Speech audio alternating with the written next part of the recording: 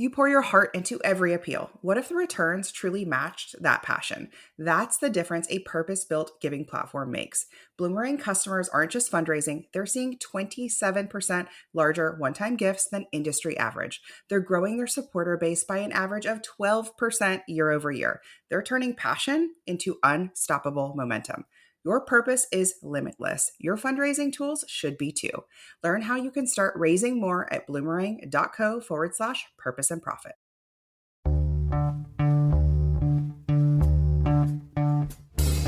Welcome to the Purpose and Profit Club podcast for nonprofit leaders, mission-driven creatives, and social entrepreneurs. Get ready to stop dreaming and start doing. Here, ideas become action. We prioritize purpose and profit. You ready? Let's go. Today, we're talking about you and your brilliance and claiming your brilliance as a nonprofit leader, as a nonprofit fundraiser, as an impact maker, and why this is an opportunity for you to step into your brilliance and how rarely I actually see nonprofits doing this and where you can strategically start doing this. And maybe it will feel a little uncomfortable. Maybe it will feel a little like, oh, aren't I bragging? We're going to talk about that. And like the nuance, because there is a difference between showing up and being like, we're the best, I'm the best, braggy, and what I'm talking about. So in June, I was in Greece and we hit Athens and then we hit a bunch of coastal cities and we hung out with family. We just explored. And we stayed in sort of a coastal, like a port town called Nafplio. And we stayed in this Airbnb and it was so charming and it was so cute. It was like a top floor little apartment in this town. And we were in kind of like a residential area. And I noticed something that started to like tickle me in this apartment. So there's like 2 bedrooms, there's a living room and a kitchen, and there's a balcony. And at like key points in this Airbnb, there are these little signs, little markers, like voted best Airbnb in 2022, 5-star reviews, 3 years running. And they were these little markers of endorsements, of claiming their brilliance, right? Of claiming what they accolades, right? Successes. And we stayed there for about 3 or 4 nights. And it's really interesting because if you're surrounded by something like this, where somebody is like celebrating an achievement, celebrating a designation, because I've stayed at a lot of Airbnbs and sometimes when the pictures are not really like what you expected and you can sort of see like the cracks, so to speak, in what you thought it would be like versus what it was. And the difference here is that this Airbnb host not only was like claiming their brilliance, having these moments, but also had created an environment that really was a super host status, right? It really was well appointed. She was very thoughtful. It was great. You might be thinking like, oh, but that's annoying or flashy or desperate or something like that. But here's the thing. When you're around a message like that enough, it actually sticks. And it's up to the person consuming the message, seeing the message, to decide to agree with you or not. Now, we had such a lovely stay there that I was like, yeah, makes sense that they got 5-star reviews. Makes sense. Like, yes. And then it starts to solidify that message, which is exactly what the host wanted me to know, right?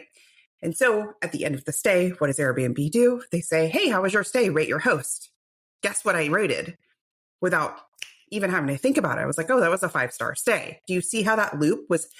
It was created for me, not manipulated, but created for me with me in mind. So you may be thinking, okay, cool, but I haven't won any awards.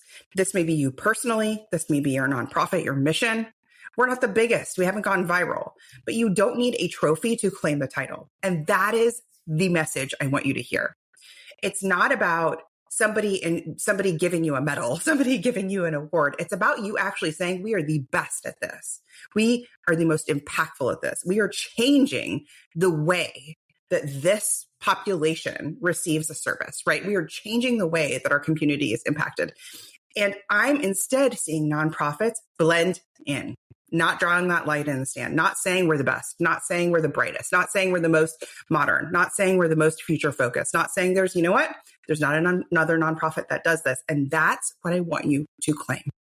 You don't need a grant panel or gala speech to decide we're damn good at this and we're going to say so.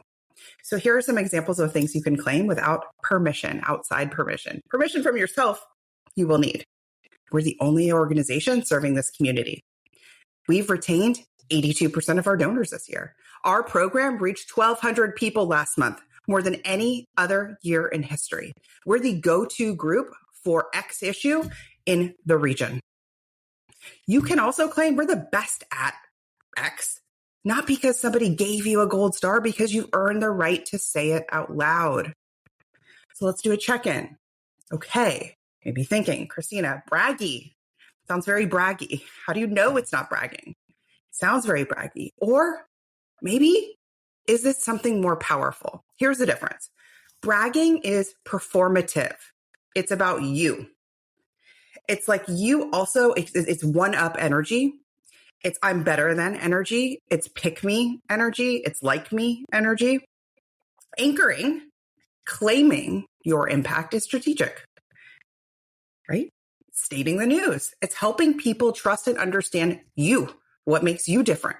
When you tell a new sponsor, we raised $74,000 online last fall with a 61% donor return rate. That's not arrogance. That's clarity. That's authority. That's the news. That's the truth.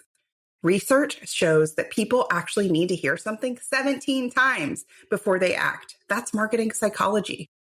So if you're telling your story once in a while, or especially you're telling your most successful part, the part that you claim, the part that is really uniquely you, your organization, your impact, your authority, every once in a while, it's not enough. You're not being repetitive when you do this. You're actually being responsible. So I recently had a client come to a coaching call, and they were in a pitch meeting with a potential very important sponsor, good potential prospect, someone who they were a personality they were not prepared for, a very dominant personality. The sponsor started very much, prospect started steamrolling the conversations. It was very much like, oh, we've done a ton of sponsorships before. Here's how it works. Here's what you need to do. It sounded a little belittling, like a little like they were trying to educate the organization. It sounded like uninvited advice, but delivered with certainty. My client was definitely caught off guard. And afterwards, she said, I'm not really sure.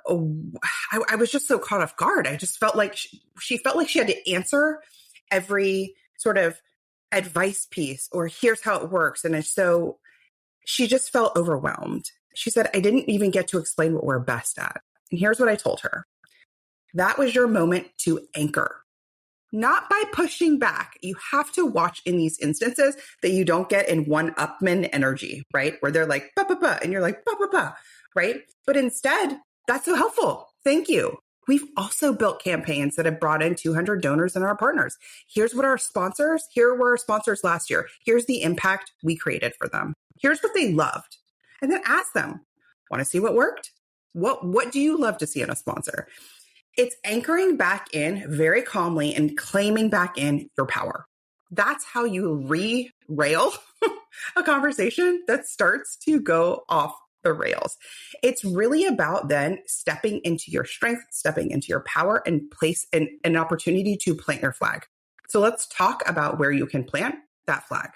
Where can you embed your best work so people can actually feel it before you say it?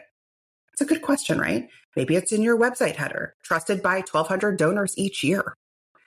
I would love it if you say on your website how many recurring givers you have. You have 52? Great. 152? Great. 552? Say it. That is proof. That is endorsements. That is claiming your success. In your social campaigns, this campaign raised $58,000 to go directly towards this, right? Without grants, without this, without galas. In your pitch decks, we're the only one doing this in this region. We're the only one doing this in this way. The other nonprofits who claim to help this population are doing it in this old school way. It's antiquated. It has less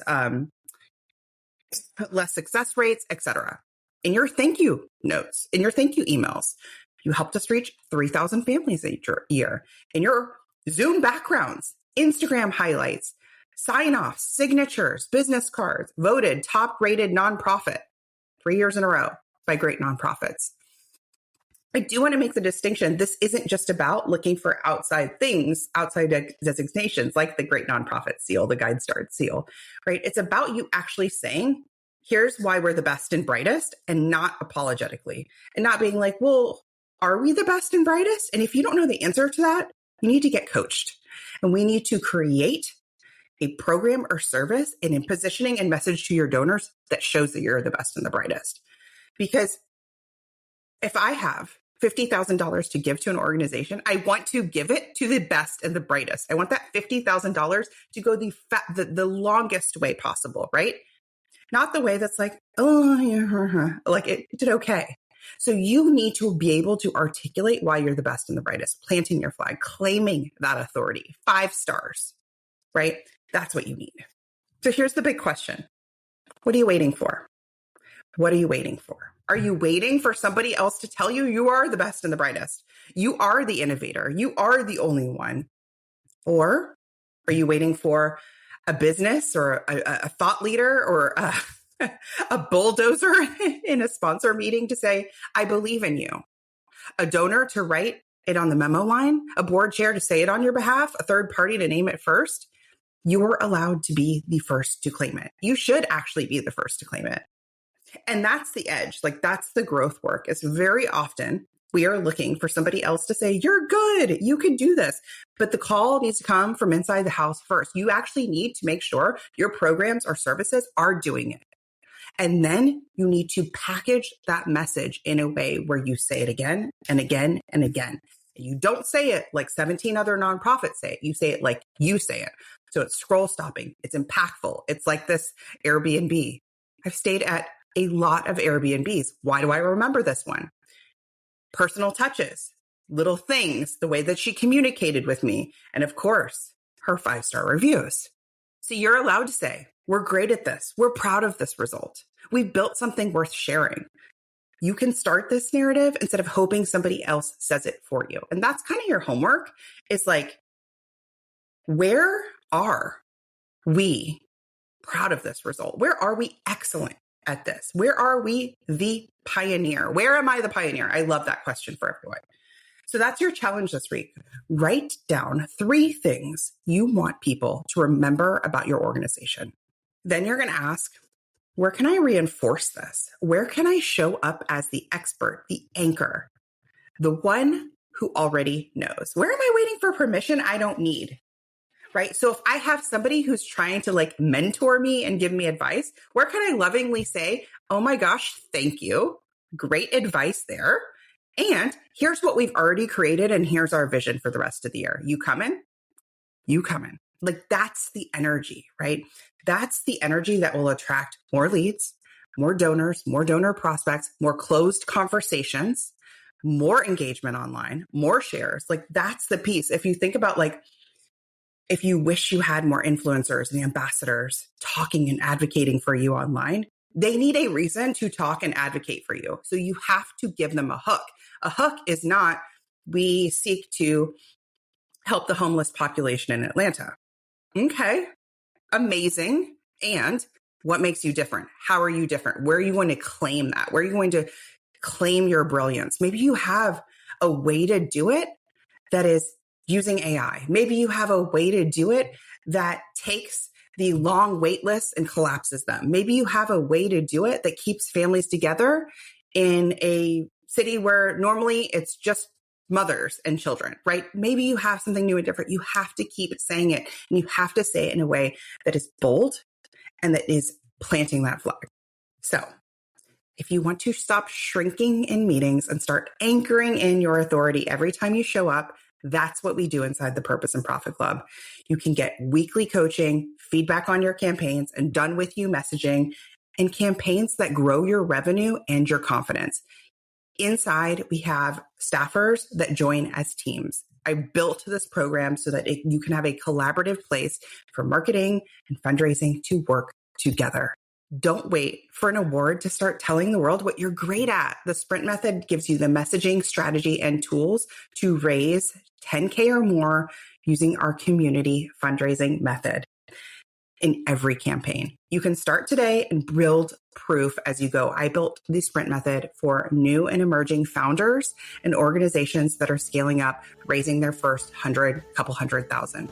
For both programs, you can click the link in the show notes or go to splendidatl.com/start for details. I'll see you in the next one. Hey, high achiever. I know your sights are set on ambitious, world-changing goals. In the Purpose and Profit Club group coaching program, you can get the support, motivation, and strategy to accelerate your impact. I like to say it's where the inner work meets big impact and big funding. Go to splendidcourses.com/waitlist and you will be first to be notified when we open up doors, and you'll get special bonuses when you join our waitlist. See you inside.